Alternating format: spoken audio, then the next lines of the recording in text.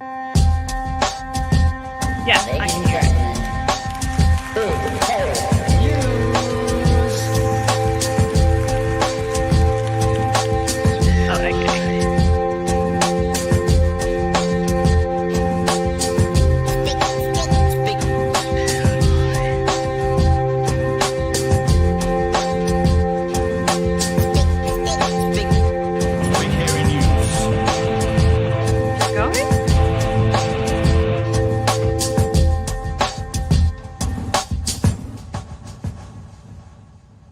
Hey, kia ora koutou whānau. Welcome to another episode of Big Hairy News with Spider Hoof, who seems to be dropping out literally as we're talking. So we'll see what happens with Spider Hoof very, very shortly. Hey team, how you all doing? Hope you're doing well. Oh, and Spides is gone. I'm sure Spides will come back and join us again in just a second. Yes, tonight, special guest co-host Spider Hoof will hopefully be back with us, and we will be going through the show, talking about all sorts of things with you, having a good old time. Hope everybody's well. Hope you're all good to go. Hope you're ready to rock and roll. I just heard a little plunk in my ears, which means Spider Hoof is coming back in, and we'll try again. Hey, Spides. Hello. Hey. It does that every time you go live. Yeah. My computer just goes no Yeah. and kicks me out for some reason. So Yeah. sorry about that. Hello. Give us a heads up of the Vista. What are we seeing? Are you on the other side? Have you passed? Is that what we were seeing, like ghost Spides? Is that the, and what's it like?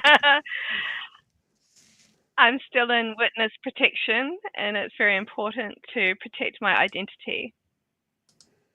Yeah. Do you reckon you'll ever come out and tell people who you are? There's no one on the planet that currently knows, so probably not. I met a couple of TikTok friends once or twice and gave them a fake name. I still gave them a fake name. So yeah, there you go. Speaking of So TikTok, no, I don't think I will. I saw don't the think lovely Jordan Rivers up at Waitangi. He was up there as well. We caught up for a bit. He was doing some stuff up there. I haven't seen his feed in the last couple of days, but I wonder if he's been posting about his time at Waitangi, because he was up there as well. Good time had by one and all, I think. I'm sure he has. Yeah. All right. Hey, Yes. a bunch of stuff to talk about tonight. Lots to do with Luxon, a bit to do with Seymour, and Chloe's in there as well. I've also got a little special for people. We are going to be talking about, for a very short little bit, about the poor, sad life. The poor, sad life that is Karen Plunket. Karen Plunket is very sad at the moment. Oh. We're not going to give Karen a lot of time. But Karen thinks that he, she, they, it is a very, very important media personality. And they're a little bit sad that Christopher Luxon doesn't think so.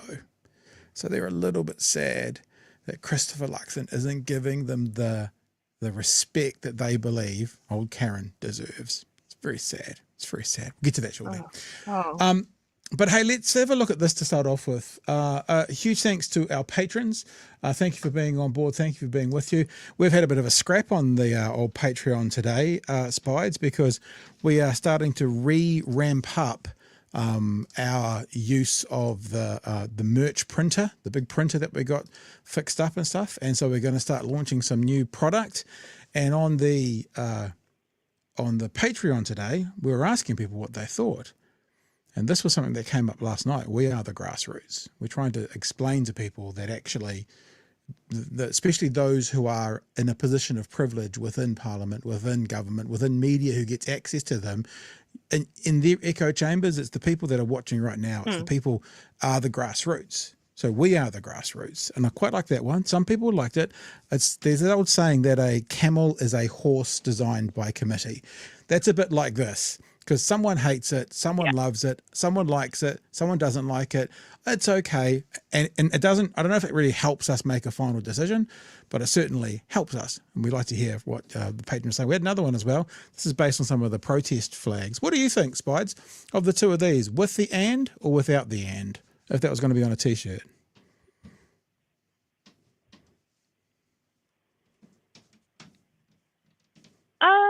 either or, really. I don't think there's a massive difference, to be honest, because you already know the and is there without putting it there. So I quite like the symmetricalness of the four words, placement-wise sort of thing. So I guess I'd go for that one.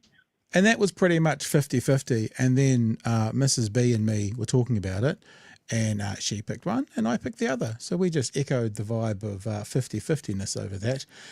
Also for merch, this is where it's going to go. We've still got the stickers up and going. That's still there at the moment. Within the next couple of days, let's just be fair and say by the end of the week, the whole store will be back again with a whole bunch of products, and we'll let you know all about that when that does happen. And something I'm going to talk to you about, Spides, at some stage, is we want to get some of your t-shirts and stuff up there as well, because we've got an idea for other creators as to help funnel some funds and stuff to them by using our printing gear and our platform to do it. So yeah, we'll talk to you about that on no, I would just go straight back to you guys.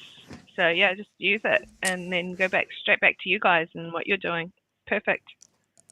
Anything you want to, this is probably the first time we've talked in this kind of format, at least this year, Spides. What's been going on? Anything you want to let us know about for 2025? What are you or yours up to?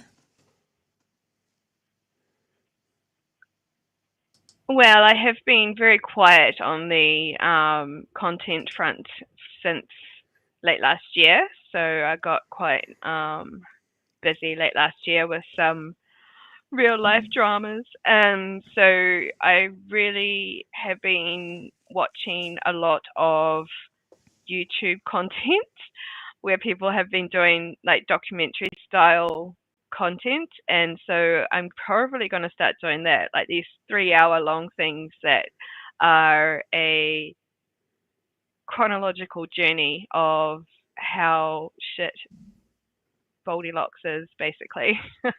So he's my main target, and I use that term target as ruthlessly as I can, because I saw from day dot what he was, and I tried to tell everybody for a long time, but not everyone listened, and now they're like, oh, all this stuff about him, and I'm like, yeah, I know, I've been saying it for ages. So I feel like that we need to go back to that day dot where I learnt who he was immediately, almost, that as soon as he became a politician, almost, I figured him out real quick. So I feel like I need to go back and show everyone what I saw and why you should now be very aware of it as well, which I think a lot of people are, but I just don't think people realize that all the way along he was telling us that he's a fuckwit. So yeah, sorry, I swear bombed. That's okay. Doesn't matter what you say. So it'll be cleaner. Be cleaner one day than that will come out soon. Well, when it does, you should come back on as a documentary filmmaker, and then you can share. I think also, just so you know, we've got a bit of a delay here. There seems to be like a 2 or 3 second delay between me and you, so we might want to just be aware of that when we're giving each other gaps and stuff. Did you see that message I just put up, Lady Ghost from ArchX? Lady Ghost. I think I can see it. All right. Let's get going, because actually what you're saying about that is sort of what we've been saying about what's happening in America and all the people who are regretting their vote. But previously to that, remember, it happened in the UK after Brexit with all the remorse and regret that people had literally the next day. And now you're seeing it in New Zealand with the regret in the polls and stuff around Luxon and National. And much like what's happening in the US, where there are some of those moderate Republicans or those swing voters who are going, I didn't vote for this, I made a mistake. You're also getting the other end, which is the hardcore MAGAs going, it's America first, not Gaza. What are you doing? So Trump's kind of getting at both ends. And you're actually seeing the same thing in New Zealand, because you're getting those middle people who, as Bomber always says, just voted for tax cuts, going, what's all this other crap? And you're getting people on the further right who are saying Mr. Luxon is a cuck, he's got no control, and they're moving to ACT and New Zealand first. And I'm going to talk about that in a sec, but before I do, giving you a 2-second gap for the delay, do you want to say anything about that? Well, I don't want a repeat of Luxon government. So the lessons to be learned are by Trump being elected again. Nobody believed that would happen. That was outrageous. because it's so stupid. But I mean, you watch the guy try and do a coup, and you vote him back in. What the feck, kind of thing. So that is why I'm going to have to. I am personally going to be very proactive in the election year. I'm laying low at the moment. I'm in dormant state, I guess, until it really starts firing up again, because you can't go hard all the time because it loses the message a lot, I find. And so I am getting in my energy breaths right now, but it'll be deep, and it will be very, very telling as to why this man should never have been voted in the first place. And it's that idea of, we talked about this last night, fool me once, shame on you, fool me twice, shame on me. So this is okay, so Trump got in the first time, he fooled you guys, shame on him, but you put him in for the second time, that's actually shame on you. And you'll be able to say that to people about Luxon. You guys got swindled the first time, shame on them. But if you put them back in again and they keep doing what they're doing, it's going to be shame on you, no sympathy. Yeah, but also I think you got the quote wrong, because I think it's shame on you the first time, and if you get me again, then, oh God, I forgot the quote. You can't be fooled again, or something like that. What Bush, he said it terribly. He misquoted that quote so terribly. Yeah, misquoted. It's fool me once, shame on you, because it's not fair you fooled me. Can't get fooled again. Yeah, but fool me twice. If I get fooled again, then it's my fault because I've been fooled again. Shame on me. So let's have a look at this. And this actually winds into my little, my poor little friend, Karen Oliver, whatever his name is, Plunket. You can hear in this how much he thinks his shit don't stink, how important he thinks he is, and how he's basically offended that the Prime Minister won't come on his show. So the first thing he's doing, just to give you the backstory, I'm going to play you as little as I can, people, trust me, is he's going on about the reporters at a stand-up, the post-Gab conference, and they all hate him, but he still goes and talks to them, but he won't talk to me. Let's just have a bit of a listen to this. Because they hate you. That's the reporters. And they hate your government. Yeah. I don't hate you. Oh. But we have made an editorial decision, Ben and I. We will not be, and no one in the platform will be asking you for interviews anymore.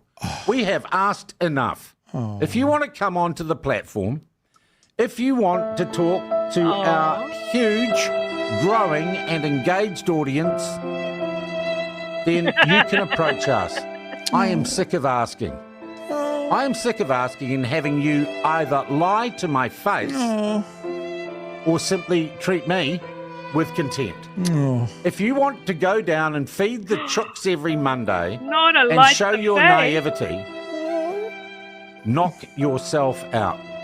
He did the same thing with a question about Benjamin Netanyahu, where he stupidly answered a question that was clearly designed to create a stick that they could beat him with. And the sad fact is, and look, there were polls out yesterday, woefully reported by mainstream media. Mikey Sherman was just a disgrace on the TV news last night. But those polls show one thing. The trend for Luxon as preferred Prime Minister, even against a drop kick like Hipkins, is down. Look, honestly, poor old Shawnee, he's a very important man. I think Luxon's not aware of how important he is. And Luxon's just not coddling his balls well enough. And it's like, poor old Sean. So I kind of felt a bit sad from today. He literally just said he would. Yeah, and Karen just admitted he would softball the questions by saying, "Oh, you asked the question about blah blah blah," which was obviously they're designed to beat you up over, implying that he's just going to softball questions to him. So you should come on to my show where I can just share my adulations for you. It's bollocks. Yeah. Has Luxon ever been on a show? I think he has. Not sure. It's like Luxon won't come on our show. I kind of wear that as a badge of honor, actually. But poor old Shawnee, I'm such an important man, says Sean. I'm so important in media, and he won't come on. I think we should all say a little prayer for Sean later on. Something that I learnt or kind of realised through the holidays, I was having some fun on Twitter because I don't normally have time, but I thought, you're on a honeymoon, there's nothing else to do, let's jump on Twitter. And it's not as black and white as I'm about to say it. People like Sean Plunket use the word grift in that a lot. People in that space use the word grift a lot. Now, there are proper grifters out there who are literally just doing it for the money or for the clout, and they don't believe their words. But I think most people who use the word grift and accuse others of grifting are projecting. What they're actually saying is, well, I do that for a lump sum of money, so you must do that as well. So they're actually telling on themselves, not understanding that most of us wouldn't just fold for the money, but because that's what they either have done or would do, they just assume that other people would do that too, and so they call them grifters. Little epiphany I had, Spides, during the holiday. Yeah.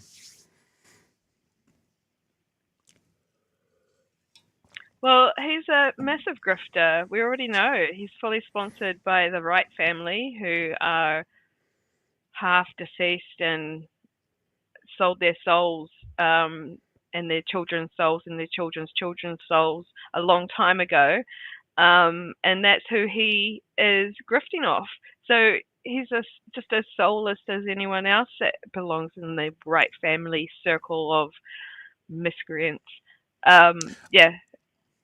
Massive grifter. Yeah, but he don't understand Spider. Got a bit teary-eyed one day when I released my Wright family video. Oh, why did he get teary-eyed for?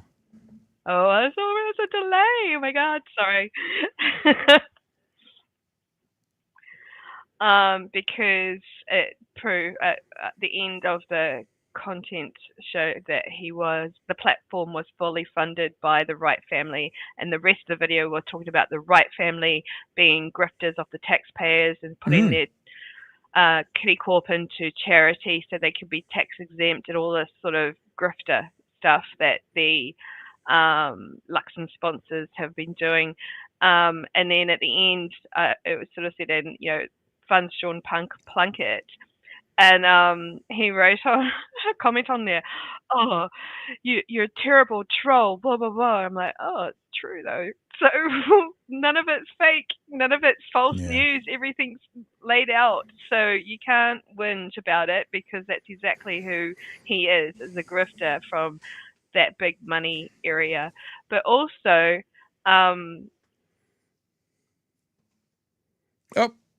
Also, Spides is leaving us on tenterhooks because Spides has decided to cut out. I think Spider-Hoof's internet is shithouse, and that's why we've got the delay. We'll see if Spides comes back now or in a couple of minutes. Because one other thing I wanted to share with you, it couldn't happen to a nicer person, a nicer couple of people actually. The platform employment case, former editor Annie O'Brien wins compensation after incidents involving host Sean Plunket. Who would ever have thought, after listening to Karen talk to interviews, that he might treat his staff badly? Who ever would have thought of that? Couldn't happen to a nicer couple of people. A former editor at the platform wins compensation for humiliation, loss of dignity, and injury to feelings after an employment case centered on the behavior of host Sean Plunket and the way that the company handled her complaints. The platform host and founding editor Sean Plunket doesn't actually own it, though. The 3/4 of it is owned by the Wright Family Foundation. He has 25% control. Behaved inappropriately when he shouted at a worker, allegedly telling her to put that fucking phone down, and brought his hand down physically on a desk, the Employment Relations Authority said. The incident and the way it and other matters were dealt with by Plunket and the platform's co-owner Rich Lister Wayne Wright have been outlined in a case taken to the authority by media startups former digital editor, engagement editor Annie O'Brien. Delightful person. The authority has found O'Brien was unjustifiably disadvantaged and awarded her a total of $17,500 in compensation for humiliation, loss of dignity. I thought you had to have dignity before you could lose it, but it's probably a court thing. And injury to feelings. You probably have to have feelings as well. A second determination from a separate case involved the parties was released on Monday morning. The authority found O'Brien was also unjustifiably dismissed and awarded her an additional $22,000. So that's basically what, 22, that's 40 grand. 40 grand from the Wright Family Foundation purses into Annie O'Brien's pocket because she was treated badly, Spider. Yeah. I did catch all of that, guys, so yeah. I saw it. I don't know why it's like my internet's running on rats and mice or something. Sorry. Well, I'll tell you what, that's all right. Let's just rip into it, eh? Hopefully that delay won't kick us off too much. Let's start at the very beginning as, not Mary Poppins, Who said that? It wasn't Mary Poppins. It was The Sound of Music. Started at the very beginning. Very good place to start. Yeah, anyway. We'll keep going. That was my youth coming up. Let's have a look at this. The headline for this story was something like Seymour is not the Messiah. Good old Christmas classic. A very naughty boy. Lots of conversation going around Parliament at the moment. Lots of people talking, lots of chins wagging about who is really in charge. Pressure is mounting on the Prime Minister and on Parliament's Speaker to reprimand ACT leader David Seymour. He's accused the Prime Minister of making ill-advised comments and trying to drive a car up Parliament's steps, despite being told it wasn't allowed. All this comes up. This is interesting as well because yesterday, this is the thing, right? How do we grade him? Because yesterday he was like, whoa, I didn't know that. I didn't know the Speaker had ruled. Horseshit. Dead lie. Absolute lie. They show in this video twice he has told the speakers he's not allowed to go up. So what you saw yesterday, utter bullshit. After a One News Varian poll showing the coalition's support trailing that of the centre-left opposition bloc. Political editor Mikey Sherman has today's developments. Government MPs putting on a brave face today. Minister, how are you feeling after last night's poll result? Oh, very fine. Everything's fine. Wasn't believable, Mr. Goldsmith. You need to practice that one. You knew they were going to ask you. You could have done it in the mirror a few times. That wasn't that believable. A poll's a poll, He's man. an arrogant prick. We already know. Two polls that matter, isn't it? One was in 23 and the other one will be in 26. Well, it's obviously not where we'd want to be. Bill Clinton's economic advisor once said, it's the economy, stupid. Speaking of which... Look, your poll is absolute drivel. How many times do I have to make your poll look stupid? Yep, just fine. Being in the low 30s, does that destabilise your leadership? Well, as I said, lots of different polls. But what I'd say for me, no doubt... There's not really lots of different polls. There's a few different polls, but I don't know about lots. About it, I know what the challenges are. One challenge of late, his coalition partner... Now remember, Seymour yesterday looked at the camera and said, I didn't know that we weren't supposed to drive up the steps. Just remember that. No.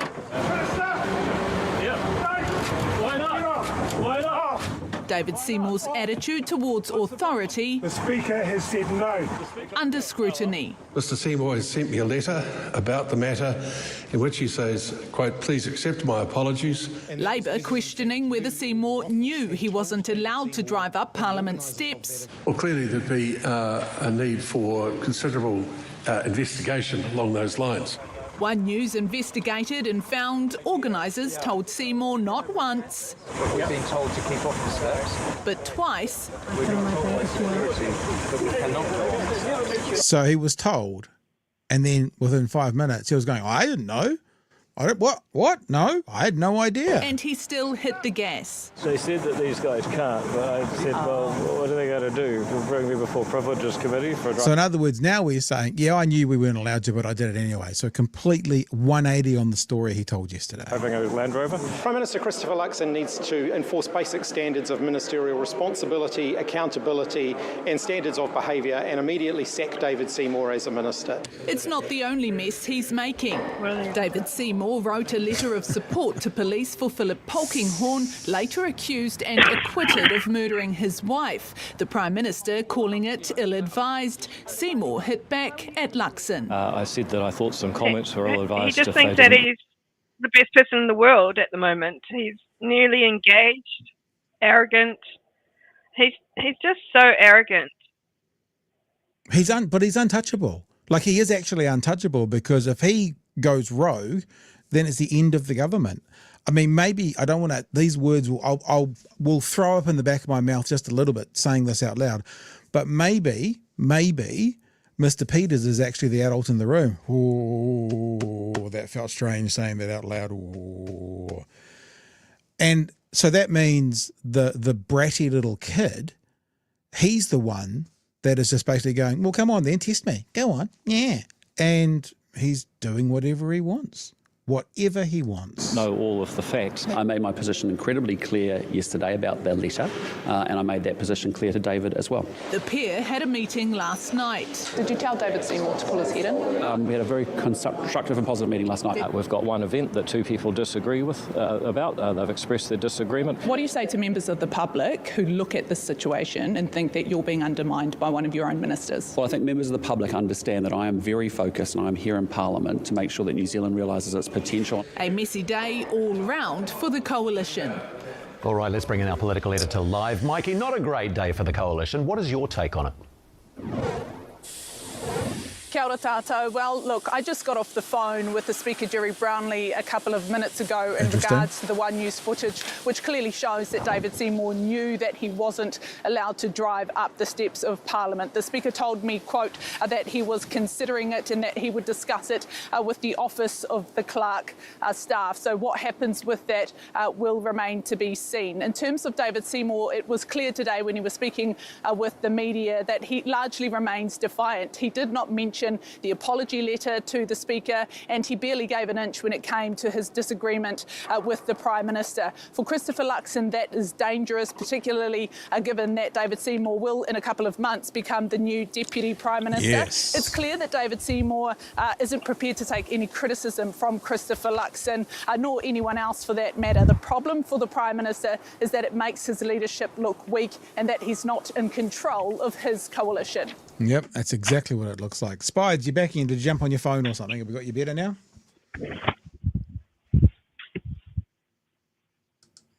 Come in, spider hoof, spider hoof, spider hoof. Listening for a big spider hoof. It is exactly right what they're saying. What they are saying is his leadership looks weak, and that's exactly why we've got some people on the right moving away from Luxon. That's an example of Luxon losing it from the further right and from the centre, hence his numbers being so very bad. You with us, Spider Hoof?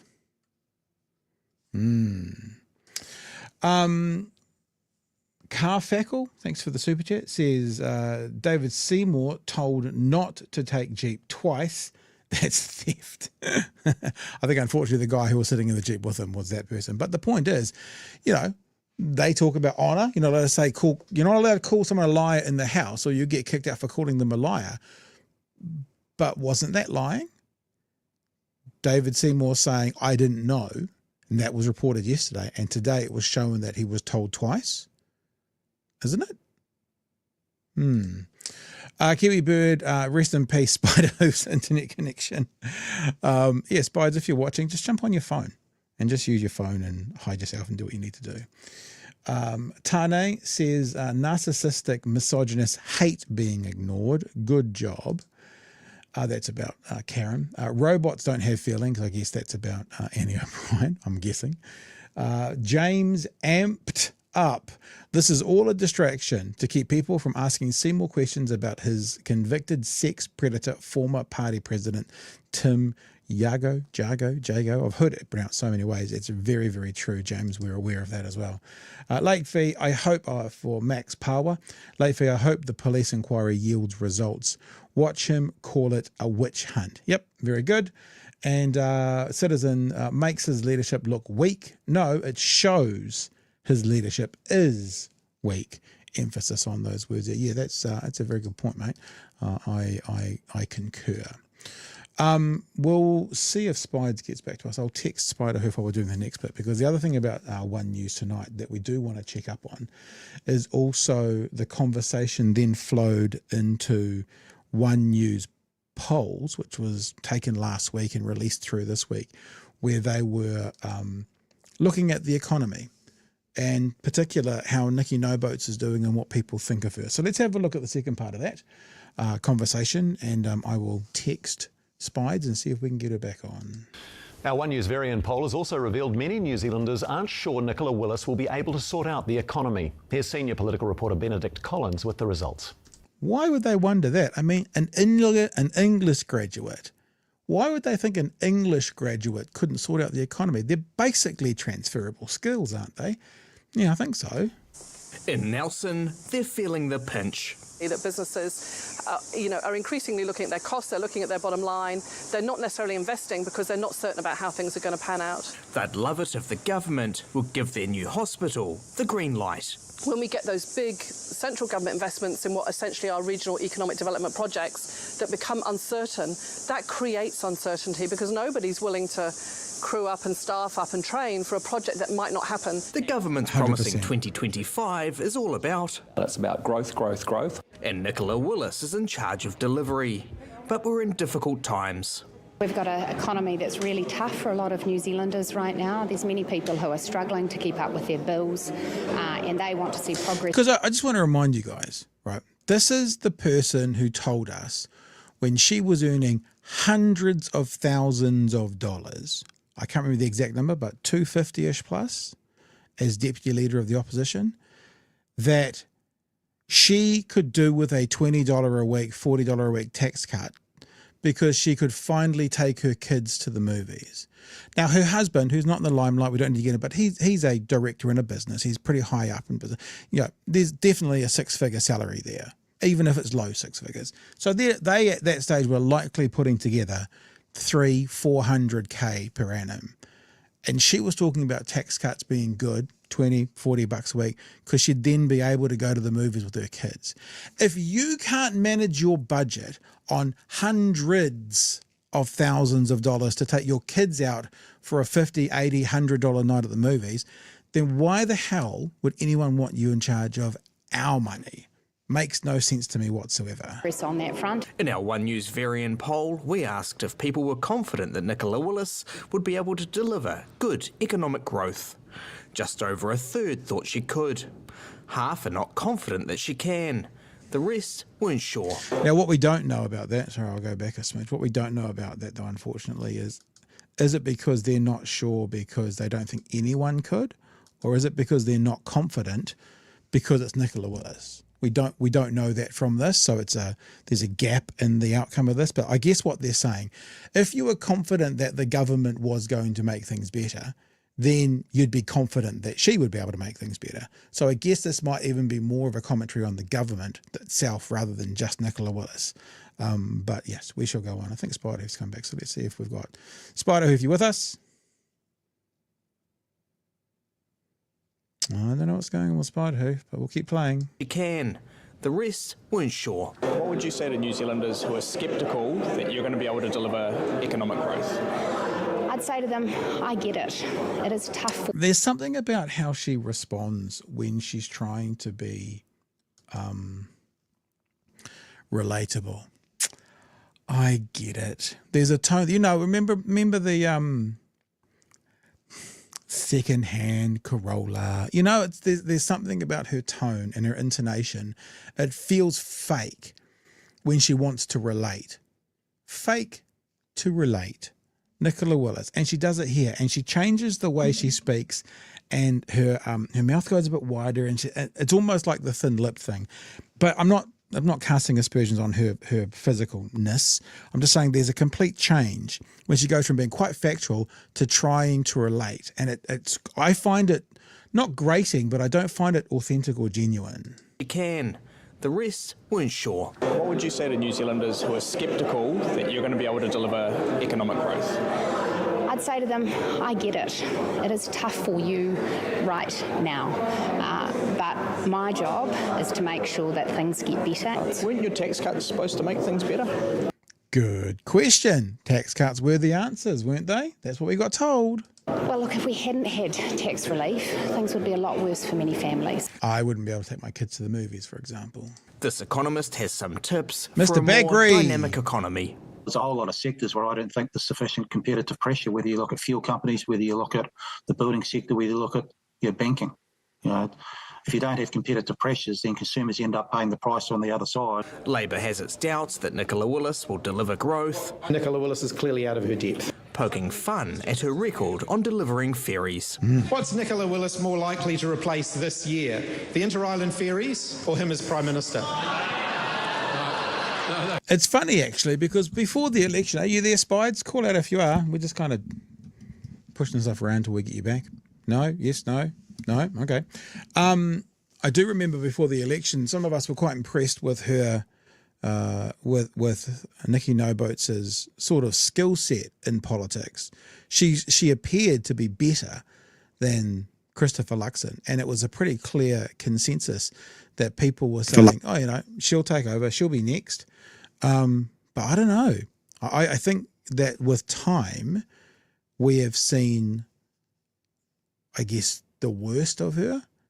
With time, she has shown less ability rather than more, in my opinion. We'll get to the end of the story, shall we? Well, I'm incredibly proud of a great Minister of Finance and an awesome Minister of Economic Growth. It seems many New Zealanders, though... That's CEO Luxon. You've got this now, A-Team. That's CEO Luxon basically talking up his department manager who's struggling, but they want to make sure that the department head, that the CEO's got their back. That's what that line is. That's not a politician talking, that's a CEO talking. And as we all know with CEOs, they blow smoke to make sure that no matter how much shit is smeared into their product, they want everyone to know it's perfect just the way it is, and there's nothing better than it. That's what he brings out all the time. Are still in need of convincing. Benedict Collins, One News. Donald Trump's latest... There we go. We don't want to see Donald Trump. So yeah, lots going on in that world. I apologise with us missing Spides along the way. I'm sure Spider Hoof will try and come back, and we'll see if we can grab her. You back with us, Spider Hoof? Don't know what's happening. Don't know what's happening. Oh, I can hear you, I think. Say hello. Speak to me, Spider Hoof. Apologies, Fano. We'll see if we can get Spies while we're doing that. A couple of super chats in there as well. Kiwi Bird says, act law and order. Also act breaking the road code. Yeah, also act former president. No law and order, perhaps, in there as well. Spider Hoof does whatever Spider Hoof do, from Jeremy. Thanks for the super chat. And also Nicola offers a poor effort at feigning empathy. Yeah, I know it's kind of not, it's not good form to really pick up on someone's appearance and stuff, and it's not about that. It's not about the appearance. It's about it's her character changes, and it's just, it always takes a deep breath in. Look, I know. You know, it's got a vibe to it which just doesn't feel authentic. I see you flicking around there, Spides. Are you back with us? I'm seeing the pictures change and it's looking all very pretty. I'm not quite sure if that's got you or hasn't got you though. 1, 2, 3, 4, 5. Everyone together. It's like, what do we say? It's not hopes and prayers. It's like rub your hands together to see if we can bring Spider Hoof back on. Peter Pan. What I used to do? Clap. I used to clap to bring the fairies back to life. And clap to bring Spider Hoof back to life. Because things are happening. It turned red like that. One more super chat here from Rajan. What's weaker, Luxon's backbone or Spides' internet? Yeah, I think Spider Hoof does live in Middle Earth. I think that's been proven now. Spides, I was going to make a joke about the web. Her web is not going so well. See, do you get that? Web, spider, internet, the World Wide Web? No, just the web. Yeah. So something's happening because I'm getting some feedback from your Spider Hoof, but I need you to say hello. Hello, hello. Hey, let's move on to something that I'm sure you'll all find very, very funny and very, very hilarious. And someone who we are fans of. Leftist internet, yeah, fair enough, I guess. Chloe Swarbrick, I do believe this might have been yesterday in the house, correct me if I'm wrong, chat, bringing props to her conversation. Her props, what were they? Well, there were some school lunches as provided by this government. Does the Prime Minister agree that his government's decision to cut funding for school lunches by up to 75% per child has reduced the quality of those lunches. Yes. I think what's important is that we actually are expanding Yes. See, that's not difficult. Yes. access for 10,000 more kids, and the money saved is actually... And those 10,000 more kids, what meals are they going to get? When are they going to be delivered? Remember, we reported 3 weeks ago when I was last here that some schools are receiving their lunches, but they're receiving them at 2:30, 3:30, even 4 o'clock. So 10,000 more kids are getting them, but how many people are actually receiving them for lunch? Going into delivering better resources in education and healthcare. Is the Prime Minister aware that his government's choice to stop contracts with local providers and procure school lunches from... This is brutal. This is brutal.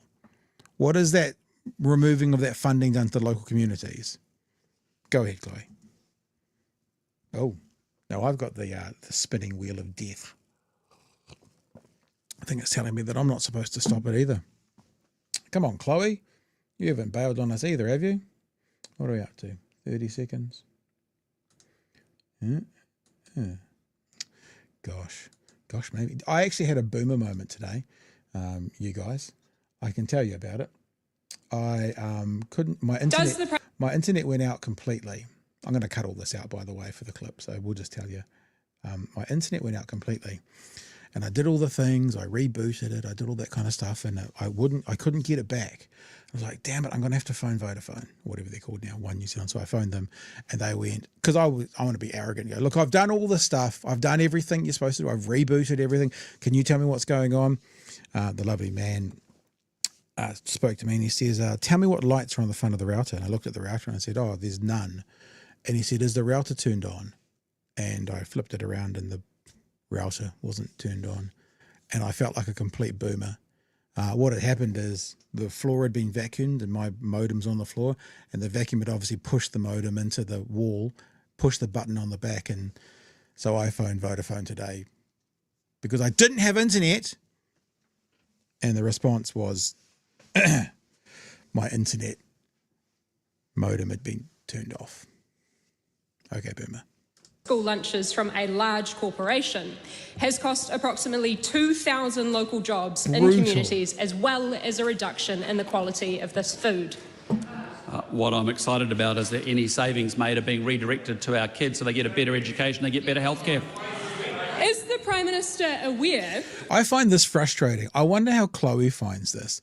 Like asking it direct, like she's asked 2 questions now that he hasn't answered. I mean, what is the point? I guess it's called question time. So it's not called answer time. Maybe that's the truth. If it's called question time, then they don't have to give an answer, or else it'd be called answer time. Makes more sense, I guess. Of how many of these lower quality lunches procured by his government are now ending up in landfill as a result of them being inedible? Point of order. The Right Honourable Speaker, since when in standing orders is a member allowed to bring... Mr. Peters fell into a trap here because he's the one that identifies the lunches. their lunch to Parliament, let alone having taken it from a school child? Come on. Since when? It does... He's on fire. may well raise a question about... I'm speaking. May well raise a question about where they came from, but generally the use of aids when it comes to making a point is not approved in the House. So I'm sure that the member won't make too much use of those items in front of him. Chloe Swarbrick. Should I repeat the question, Mr. Speaker? Well, you didn't start. I'll repeat the question, Mr. Speaker. Is the Prime Minister aware of how many of these lower quality lunches procured by his government are now ending up in landfill as a result of them being inedible for... Because remember, the big thing about this was waste. That's what this government said. Waste of school lunches. Yeah. And we're going to do it better. Hey, you with us, Spides? Welcome. Welcome, Whānau. Hello. I've reset everything. I tried a different computer. That didn't work. Oh, my God. It's crazy. However, a few years ago, probably 2022 it started, where they were filming lunches being dumped or given away to pigs and things like that. Yep. And so they're literally now living the same scenario. You probably already said that. Sorry, I was away in the ether for a second there, but I'm back.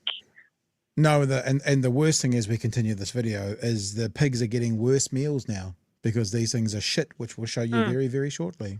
Our kids. Just encourage the member to direct the question at the relevant minister. You coward.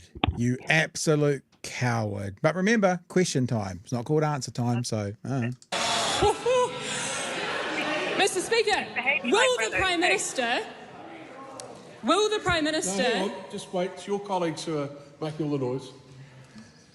Will the Prime Minister then commit to eating the same lunches that he is forcing on our school children, like one of these three that I have bought for each of the leaders of his government?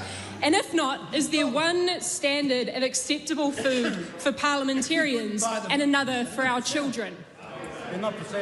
Well, I'm more worried about which children are missing out on those lunches that you've nicked them from. Nicked them. Supplementary question, the Honourable David Seymour. Is the Prime Minister... I've heard many people who know Seymour better say he's smart, but he actually proves the point here by saying lunches aren't getting through to students. You watch. Minister aware that the people delivering the Healthy School Lunch Program, the School Lunch Collective, are highly qualified and skilled in delivering food, unlike Chloe Swarbrick. And if he knew that, would he be surprised to hear feedback that we've received, such as, quote, received our first lunches from the new lunch program today, and the students and staff were very impressed, exclamation mark. Lunches arrived on time and they were nice and hot, and students said they were filling and had flavour, end quote. Well, I appreciate what the Minister is doing to make sure that we deliver a better healthy lunch programs and also free up cash that can... This is the definition of gaslighting, whānau, because they're not better and they're not healthier. And he's just better saying that healthy like lunch. Yeah. Yeah. He's saying, I've got some photos coming up and I've got some, but this is the definition of gaslighting. He is saying the opposite of the truth, and he's hoping that if he says it enough and loud enough, people will believe it. His minions on Twitter and other places will just repeat it. It's not true. Just got to look at the scoreboard. Look at the scoreboard. We'll just get to the end of this, Spides, and I'll throw it back to you. Be spent on education and getting our kids educated. Supplementary. Wait. Is the Prime Minister's... Hang on. Just wait. Then I'll give you the nod. Now would be good. Thank you, Mr. Speaker. Those eyebrows. Is the Prime Minister's stated obsession with growth always going to come at the cost of our children's well-being? It's because of our children's well-being we want growth. That's actually how they access higher paying jobs, more jobs, higher incomes, be able to afford the things that they want to do and live the dreams that they have.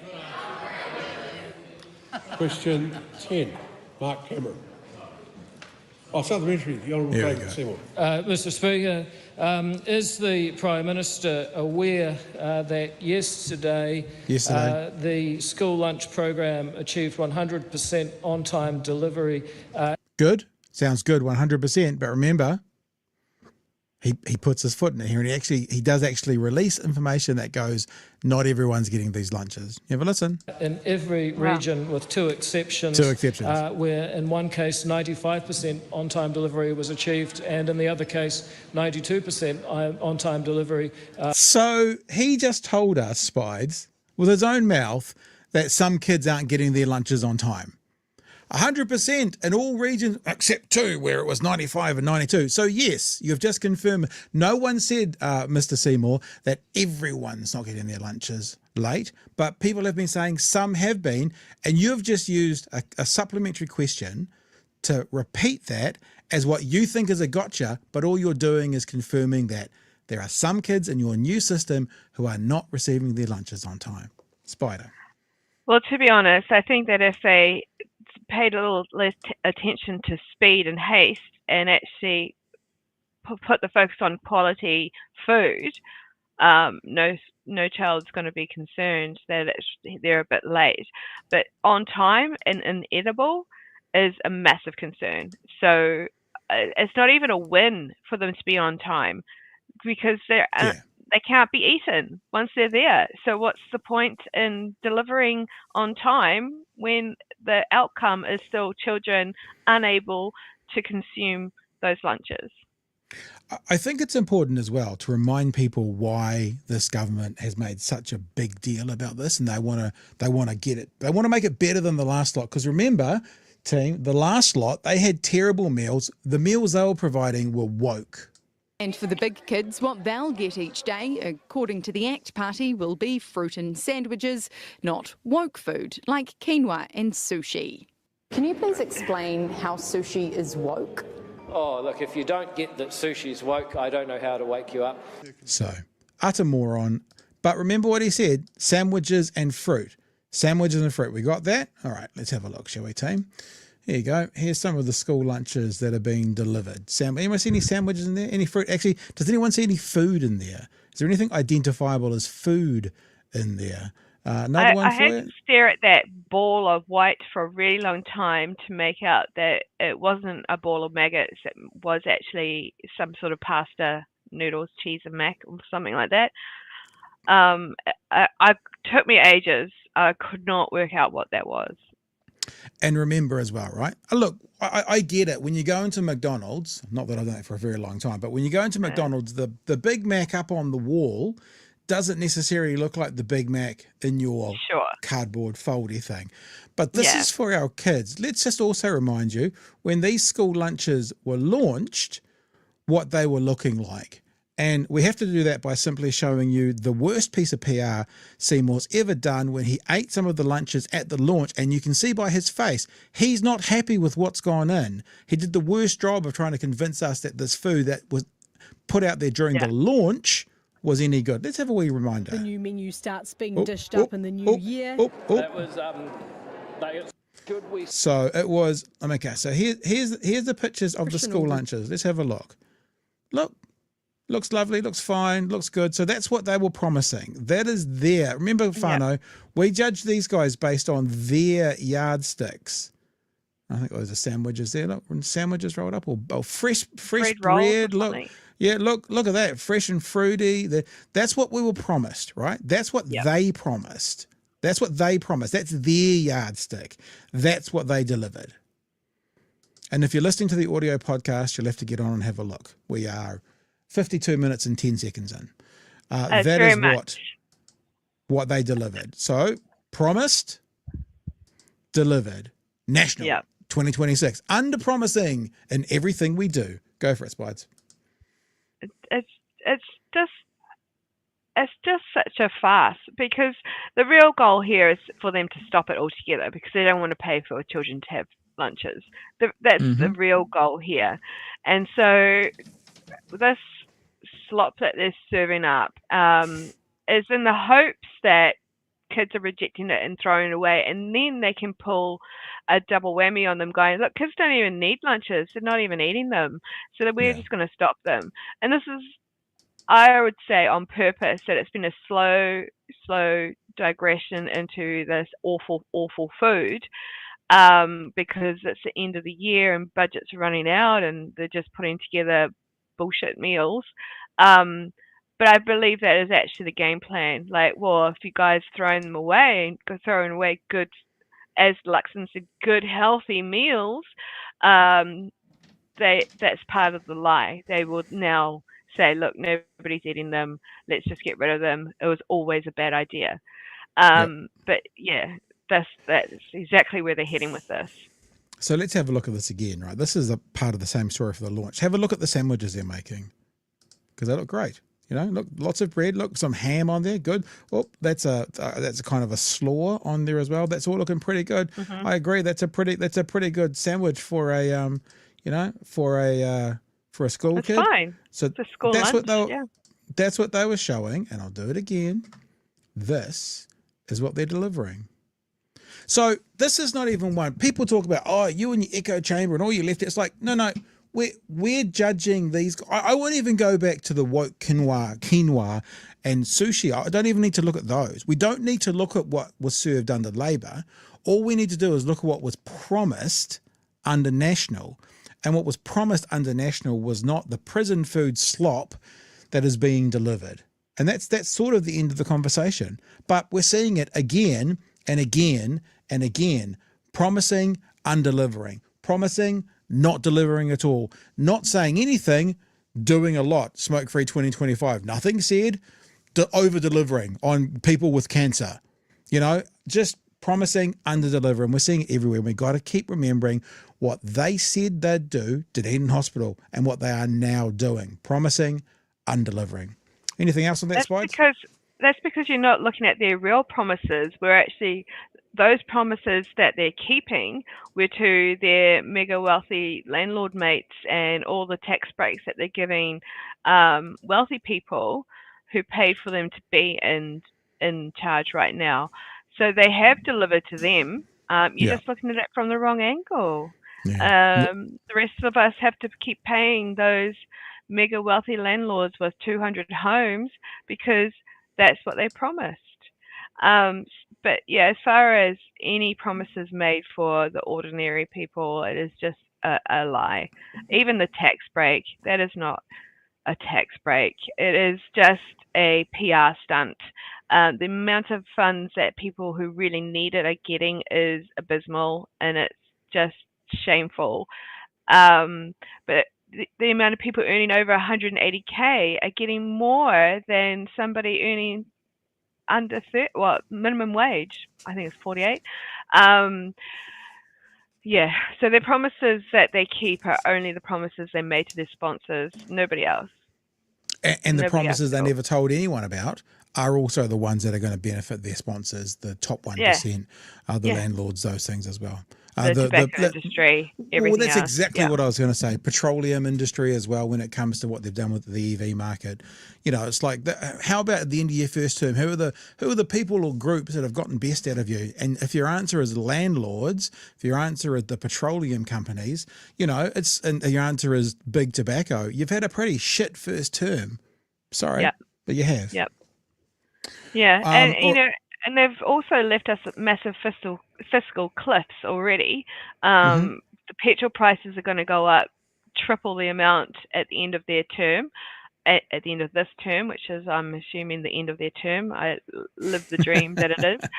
And so, yeah, there's no smart thinking going on. It's all just, how can I fund my sponsors, and that's it. And earlier you were saying that Nicola Willis might take over Luxon, and then my internet keeps fucking up on me. She can't take over. She is polling terribly as the role that she is in, but also she's never won a vote. She's tried her damnedest a couple of times now, but she's always a list MP because she's not likable. So there's no way the team National are going to put her in charge. It just wouldn't. It would be worse than Judith Collins. Like her PR skills and likability is just so low that they wouldn't risk putting her in as the top job. So I'm just looking at the list up on my wall right now because I have cardboard cutouts of all my favourite politicians. Luxon is number 1. Willis is number 2. This is a tangent, by the way, the official BHN tangent of the night. Chris Bishop is number 3. Simeon Brown is number 4. Erica Stanford is number 5. Paul Goldsmith. If let's say Luxon disappeared off the face of the planet tomorrow, who's the next PM out of that lot? I think that they'd actually push Simeon in before they pushed Nicola or the Bish in. Simeon is adored by all the old ladies saying, "Oh, isn't he sweet?" Because they can put him in their purses. That's why. Yeah, so he's got a lot of charm as far as people who don't understand who soulless people are. So I think out of that group, it would be him. Paul Goldsmith, I don't think he even wants the role. I really don't.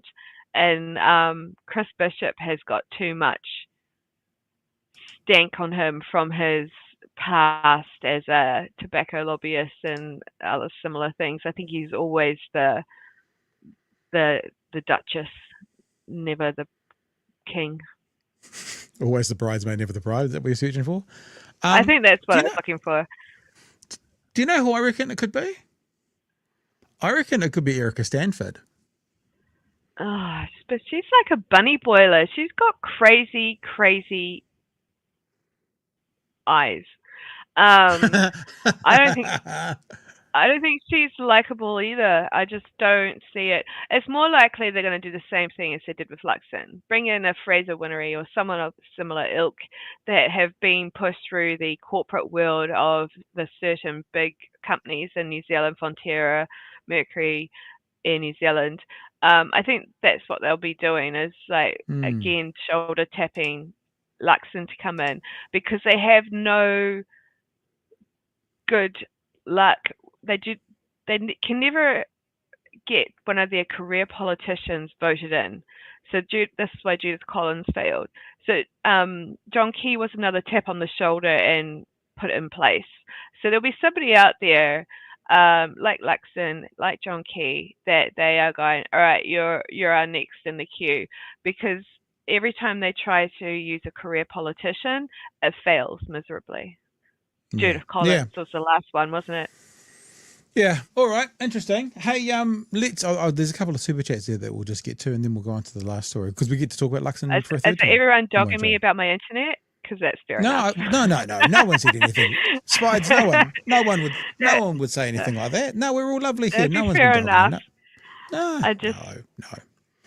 Jeremy says, why are we paying politicians to eat out at cafes when we have this school lunch program? It's a very good point. Maybe Bellamy's should serve those lunches instead of their own lunches. Yeah. ACT wants equality so bad they're feeding kids the same slop as sexual predator Tim Yago gets from prison. That's quite funny. It's not funny. It's very serious, but it's a point well made. There you go. All right, let's jump into this. This is the last one for the night, but it's also a bit of a Luxon conversation. It's from breakfast this morning. There is the conversation around wealthy investors coming in. Now, this wealthy investors plan apparently has failed the world over. Sound familiar, Tories? Failed everywhere, but they reckon that's a load of tosh. Ours is going to be different and it's going to work. Let's have a listen to about 90 seconds of that conversation this morning. Why do you think the golden visa will work here when it didn't fly in Canada, UK? I just think of Mike Myers. I love gold. And Australia. Well, firstly, Chris, good morning. And how great were the Black Caps last night? That was an absolutely fantastic performance. But look, this is a really exciting announcement. What we know is that we need more investment in New Zealand. Okay, so I know you guys know this right away, but won't answer the question. Yeah, what was that weird deflection? Pointless deflection at the beginning. Won't answer the question. So that we can actually create higher incomes and a lot more jobs for everyday New Zealanders.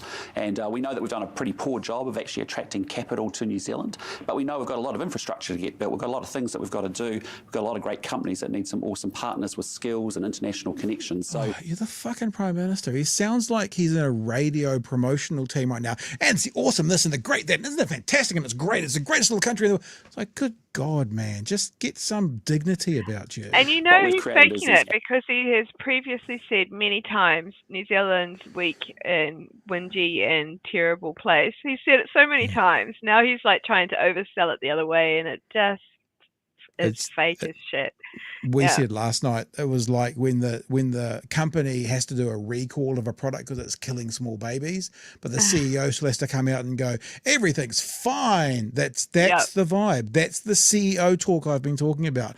This is great. And that's fantastic. And I'm awesome. And this is good. And she's amazing. And it's just like, just some dignity, some statesmanly, please. Maybe we could pray for that. Active investor visas that requires overseas investors to come in and put money into New Zealand's projects, and as a result, we're really excited about that. It is something that the UK and Australia doesn't have. It's something that we need to get right, because when we did have it right, we actually got $2.2 billion into the economy through investment, and in the last 2 years, sadly, we've only got $70 million in 13 projects that have actually overseas investors have come into. So the investor visa is really important, as it will be the investment summit as well. The Australian Productivity Commission said the golden visa hasn't provided significant economic benefit in Australia. Isn't that a warning sign to you here? No, I mean, this is different. This is what's called an active investor visa. No, this is different. We're doing You mean factual evidence? No. We're doing it better. Yeah. I actually, funnily enough, Spides, I actually wrote that down. I wrote, no stats. We've seen it before. So what you've just said is exactly what I wrote down. I thought when I was watching this, what would Chloe do? She'd go, well, this latest research says X, Y, Z, and the one over there, and the when they did in this country, and he's just his answer to the research was, we've seen it before. Okay. He also said in his little speech there, it doesn't happen in any other country, and literally it is. So it has happened. It is still. It's been shut down in Australia, and I think it's been shut down around the world. But it does. He literally said it doesn't exist anywhere else in the world, which is a complete lie. That's literally talking about how it happened in Australia. So I am also concerned about that pause screen. It does look like he's trying to get a hard poo out, but that's maybe just my projection. And it's really designed for high net worth individuals that actually are coming into New Zealand and actually want to invest in companies in New Zealand that give them the capital so that those businesses can grow, so they can pay higher wages and offer more jobs. And we know from before, Chris, before the last government changed the settings, these investors were bringing in about $2.2 billion.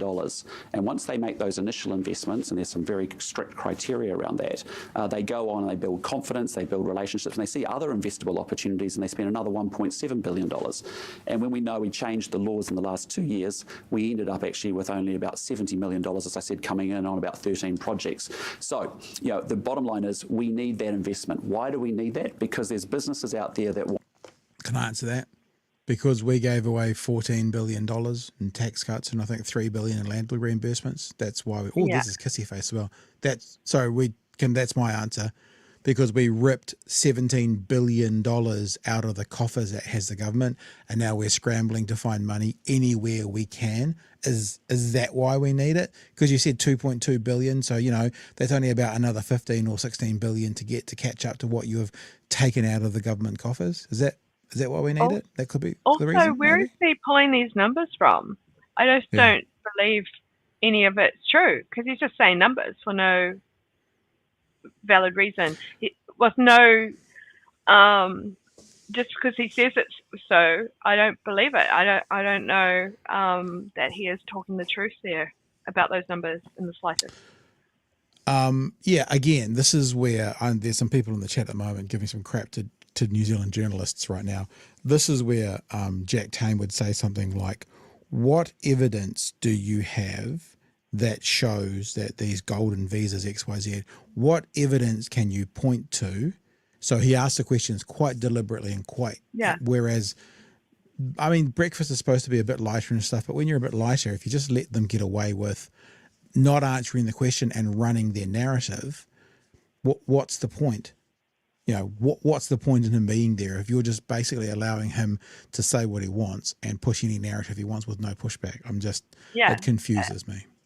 It sounds like, a rehearsed script that probably isn't true. Yeah. All right, we'll keep going. Want to grow. They see a great opportunity. They see a fantastic opportunity for their products and services from New Zealand. They don't have the cash, but by being able to partner up with an investor like that who may have stronger international connections, may have really good knowledge about the business, and also obviously has the cash, that means that business can grow, can get bigger, can have more jobs and pay people more. And that's really what we've got to do. Well, it sounds great. And you say it's different to the Australian one. Oh my God! Evidence that it is actually going to work here. Very good. I just clicked though. Hang on. What he just described is the premise of that TV show, The Shark's Den. So that's what he thinks this is going to be. Is that he'll have some sharks and people just come in and show them things to invest in. I bet you that's how they're going to run the summit, as like a Shark's Den episode, because they don't actually know much else other than what they've seen on TV. Can I say something? And I don't mean to sound patronising, but I think it's adorable that you mixed up Dragon's Den and Shark Tank to call it Shark's Den. I think that's fantastic. There's the American one and a UK one. I mixed them up, didn't I? Yep. And I want to see a program. I want to see a program called Shark's Den, because that implies that they're sitting in comfortable chairs. These sharks, not swimming in water. That's something I would probably watch. I don't know why, but we're hitting gold in this clip for Blimmin' freeze frames. I'm not sure what that one is either. Maybe that's literally his O face. But It let's looks keep going like for the. it is, unfortunately. Yeah, unfortunately. Just before we go, we'll get out a quick message here from Mr. Arvid's. Luxon looked like a cricket ball. So there you go. That was a good bit of body judgment there. We like that. As I said, we've seen it already. We saw it when we had more open settings before. We've seen it with the restrictive settings and the loss of $2 billion worth of investment. And importantly, having worked this up with the actual sector, the people that are involved as potential investors, but also importantly, immigration consultants and others, we know there's huge demand for this. I was talking when we announced this policy on the weekend. There was 4 agencies there that had 50 people on their books that wanted to invest, and this would be encouraging them to do so. So the next part of the conversation they do go on into how do you not turn this into a money laundering scheme. That's the other concern that does come with it. There's another part of this conversation to wrap up with tonight, which they're talking actually about the polls and how Luxon does his CEO think it's great and amazing. It's not the poll, it's this and it's that, which we'll get to in a sec. But is there anything you want to touch on specifically for the gold visa before we move on, Spides? It seems like they're cooking up something that allows them to be receiving backhanders, just like with the opening up the mines and things like that. They're getting kickbacks over it. So it just sounds dodgy as heck. And also, those numbers still bother me. What, $2.5 billion? Where's he getting that figure from? It feels like it's just bullshit, basically. So, yeah. And if there was a $2.5 billion drained a couple of years ago, is that not coinciding with COVID and everybody going, stop spending money across the globe rather than some sort of setting that we made? I just feel like he's constantly talking bullshit, and that's all he does. Yeah. I'm not very kind to Goldilocks. I really aren't. I'm really not interested. Well, let's finish up. Let's finish up for the night with the conversation that he had asked about One News's poll from the night before. And look, polls at this time of the year, we've said this, we said it last night, especially when it comes to how many seats in the House, they do mean nothing. What they do though is they do show the society's feeling about the leadership. Like preferred prime minister is always valid. Yeah, the mood of the voter. Of the Prime Minister in particular. And I kind of said this last night, these sorts of polls kind of do nothing for the opposition because you don't expect the leader of the opposition to be the preferred Prime Minister, but what they do is give you a commentary on the incumbency. So it wasn't good for them. When it comes to seats in the House, it means nothing, but when it comes to the trend, when it comes to the way New Zealand is feeling about him, it does mean something. So let's get to what he thinks about that. Hang on, just before you start. In this, so I've watched this portion of the clip, I think, already. In this, Luxon is, watch out for him, heavy breathing. He's panicking the whole time. He's actually very, very uncomfortable. He's also clearly just been on a new retreat to learn how to be a CEO as far as mannerisms and language is concerned. So watch how his hands are being held like that, which makes me think that he's just been on a revisionary workshop on how to, sell it to the camera, CEO style. All those hand movements and things, because the way he's holding his hands here right now is not his usual tactic, and also he's panicking. His heavy breathing just shows panic the whole way through this. I also think this thing with the thumbs together, it's a little bit Monty Burns. Excellent. Yeah, it could be taken that way as well. You do see the hand thing, though, more so in America and more so when they're speaking from a podium. They don't want to point, so they do that thumb thing. They put their thumb on their first finger and they go like that. So rather than pointing, they do that, and that's the kind of thing you're talking about. Yes, that's right. The other thing is, I think you're right. There's been some work because the new word of the day is green shoots. He mentioned that yesterday several times about the green shoots, And he does it again today. This is the new PR word that we've seen this as it's gone through, and every time it's happened, we've picked up on it and told you about it. The latest iteration of PR CEO speak is green shoots. What he's trying to say is there's things popping up here and there. It's horse shit. We can see that in the economy, but this is the new word. You'll probably, I think you hear it here. If you don't, though, the next couple of days, listen out for it. Green shoots will make its way into your ear holes. I promise. Here we go. What latest One News Varian poll shows National's fallen, down 3% to 34%, Prime Minister. What's National doing wrong? Well, look, I mean, we're working incredibly hard. There's lots of polls as they bounce around all over the place. They often say different things at different times. They're not bouncing, though, are they? They're going one way at the moment. Not bouncing. Well, there's lots of polls. Honestly, there is lots of polls in New Zealand. The only poll that matters is actually 2026, when the New Zealand public will make their decision. Why that's not true is people want to back a winner. And that's why polls prior to the election do matter. Not so much the seats in the House, like we've been saying, but there is absolute evidence in elections the world over that people like to back the winning team. Mm-hmm. So the polls before the election do matter. The polls now, not so much, but the polls about the leader matter because people want to be on the winning side. People want to follow, they want to follow the Richie McCaw, the winner, the best ever. Yeah. They want to follow. And so polls do matter. So this bullshit about the only one that matters is on the day, it's not true. I understand what they're saying, but it's not true. Polls matter because polls tell the public, even if the polls are wrong, they project to the public who is the winning side, who is the leading ones. And there is a sector of society that will go with the winner. So they do. So it's bullshit. They do matter. We'll keep going. Has this government actually made them better off or not over that 3-year period? And we're doing everything we can in a very tough set of circumstances. And I know it's been tough for New Zealanders. There's some relief, there's some green shoots with lower inflation, lower interest rates, tax relief, rising levels of confidence, business, consumer, farmer. That's all good. But this job is about growth this year. And that's why that's so important, because that's actually growth creates higher paying and more jobs. And that's what it's all about. Labor's seeing a bit of growth, up 4% to 33%. I don't even know if they've announced any policies or plan to in the next little while. Do you need to maybe take a leaf out of their book? Well, I just say to you, it's a tough time for Kiwis. I get it. I understand it. I'm working 20 hours a day, a lot, 7 days a week. If you're working 20 hours a day, I do not want you in charge of the country. Like anyone working 20, I don't believe you to start with, Mr. Luxon. Yeah, if you're saying that sometimes I work 20 hours a day, if that means once in your term, you should probably drop it. But if you are regularly working 20 hours a day, I don't want you in charge. Whatever New Zealand's equivalent of the nuclear codes are, whatever our equivalent is, I don't want you in charge of it if you're working 20 hours a day. That's scary and unhealthy and dangerous for the country. What are you going to sign at 2 o'clock in the morning from sleep deprivation that you might not go through if you were thinking about it?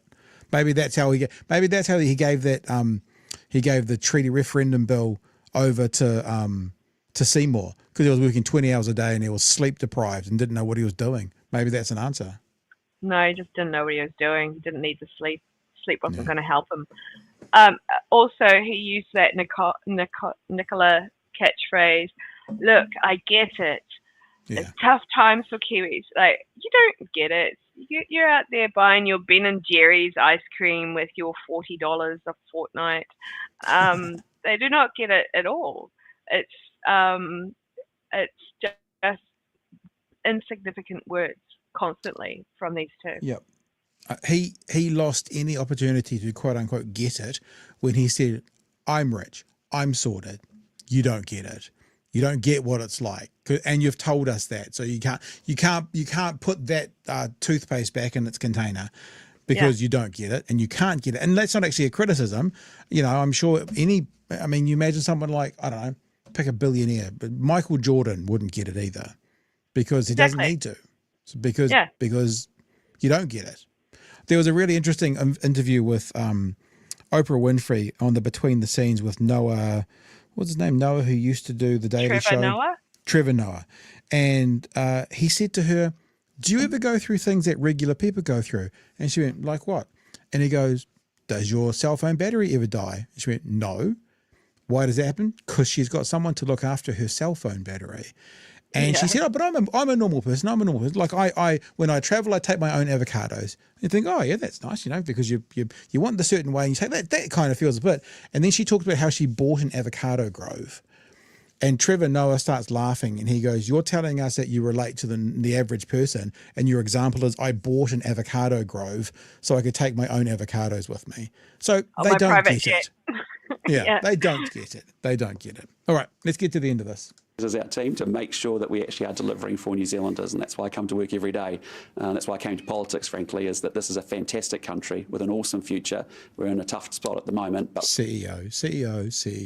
We can get through the other side, but we've got to make some tough decisions, and we've actually got to importantly embrace growth and a positive mindset that we have a fantastic future ahead of us. We're going to build an awesome country for our kids and our grandkids, these and that's why buzzwords. it's so exciting. It does, honestly, it sounds like you've given a fifth former, or what is it now?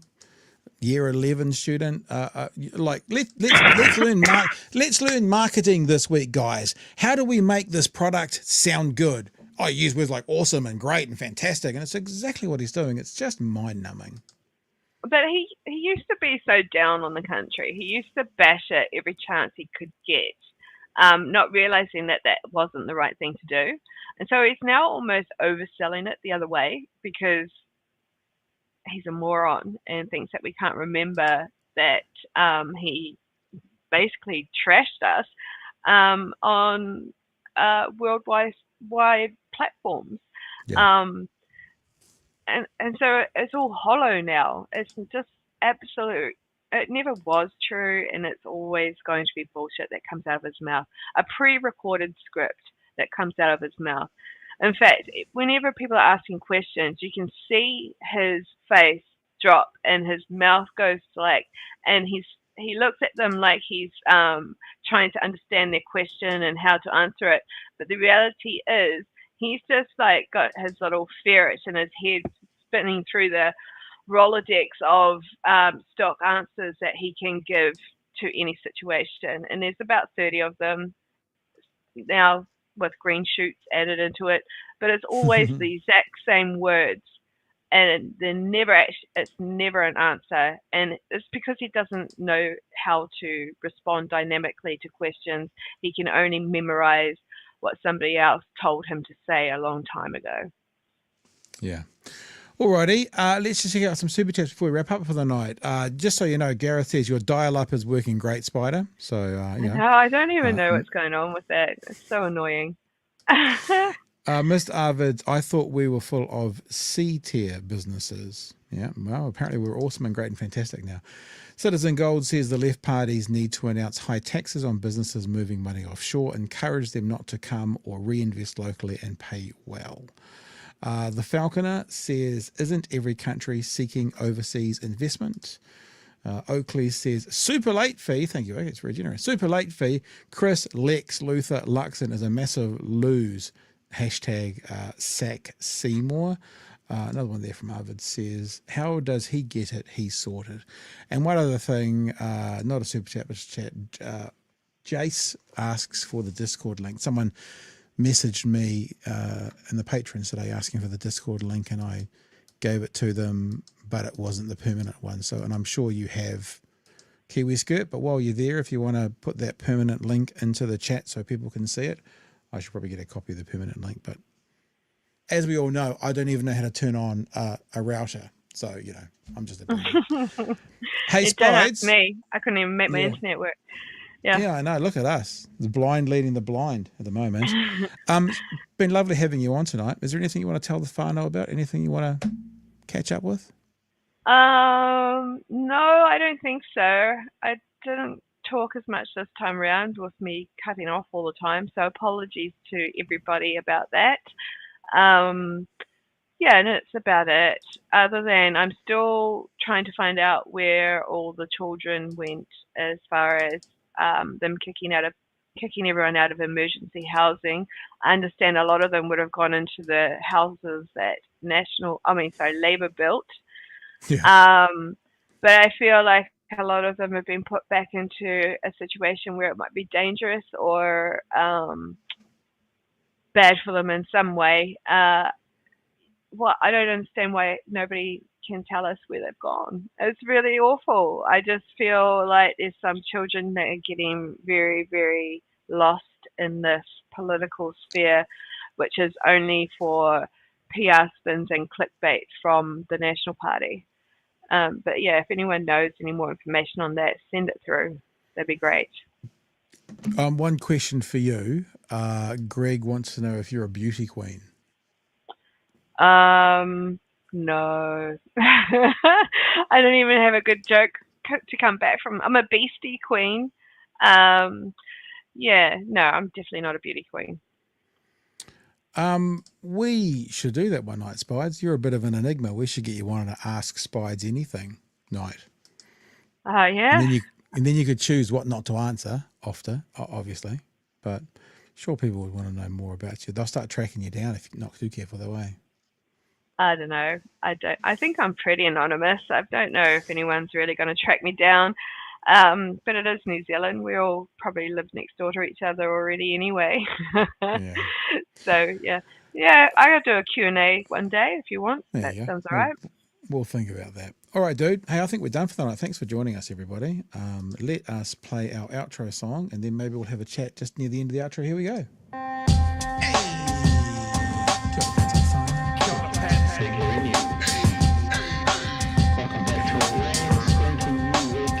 Help us settle a debate, whether it be thoughtful or funny, even if we're all creatures of hate. It's a fine line that we're walking together. For better, push aside the temptation to berate. Let's take a note of the corners we stand in. As many points as the hairs on my chinny chin chin. When the news that we're watching is hairy, knowing all the things that we need to be wary of. Like the rich have the hand out for rewards, while the many have to work at what they can't afford. And the rest of us ain't paying attention, or maybe have questions we're too worried to mention. Other media is still dwelling on trivial facts, vetting peas from the rice and the mice from the rats, and picking and choosing a warpath to run, and linking ourselves with the hill to die on. It's gotta come down to a welcoming vibe, with an A and a sub and a higher in mind. All have a lean either this way or that, and will be analyzed by what Chewie and Pat. With the evil in the world trying to mess with your head, and you're sitting on the couch, you're thinking chivalry's dead. Each night, 2 nights, they're gonna sing you to bed. It's Big Hairy News. All right, guys, thanks for being with us tonight. Tomorrow night, Clint Smith's going to come in and join us. Clint is working with some of the unions around the ferry, so we'll always have a bit of a chat with that. And I want to tell you a story about me travelling on the ferries backwards and forwards from north to south and south to north, other way around. So we'll do that tomorrow night. And thank you, Spides, for joining us tonight. Appreciate having you on board. Apologies about the internet. Maybe we've released some information for you to sort out in your own home. That your spite, that maybe your web isn't quite as strong as it should be, something like that. I know, it's ironic. I'm a web spinner, so there you go. Yeah. All right. Thanks, everybody. All right. We'll catch you tomorrow night from 9 p.m. for another edition of Big Hairy News. Hooroo, hooroo, Spides. Bye.